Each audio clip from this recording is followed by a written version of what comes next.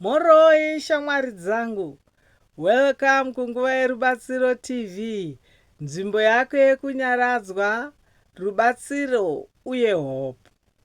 Nhasi tichataura nezvekuwedzera simba mumwoyo uye nzira dzinokubatsira kugara wakasimba mupfungwa nemwoyo.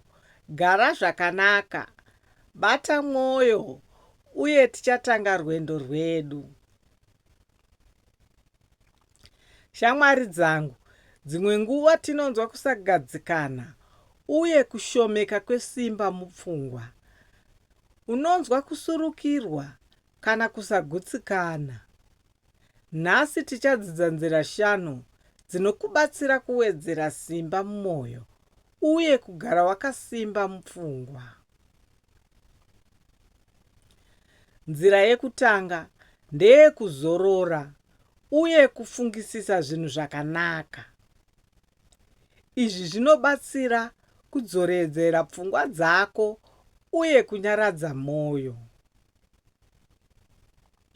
Nzira yechipiri ndeyekuita exercise kana kufamba-famba. Izvi zvinowedzera eneji yako uye kunyaradza muviri nemwoyo. Nzira yechitatu ndeyekushandisa positive affirmations. Izvi zvinokurudzirwa pfungwa dzako uye kugara wakasimba mupfungwa. Nzira yechina ndeyekubatsira vamwe kana kuita kindness.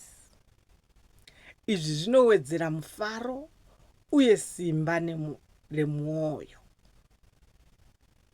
Nzira yechishanu ndeyekushandisa nguva nevamwe vanokurudzira. Izvi zvinopa sapoti uye kugara wakasimba mupfungwa. Shamwari dzangu, idzi ndidzo nzira 5 dzinokubatsira kuwedzera simba mumwoyo uye kugara wakasimba mupfungwa. Gara wakasimba, bata mwoyo uye unzwe simba rinodzokera mumwoyo mako.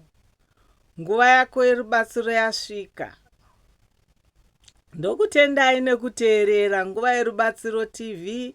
Subscribe kuti uwane guidance, motivation uye real life solutions nguva dzese. Gara wakasimba uye rangarira kusimbisa mwoyo wako kunowedzera mufaro uye kugadzikana mupfungwa.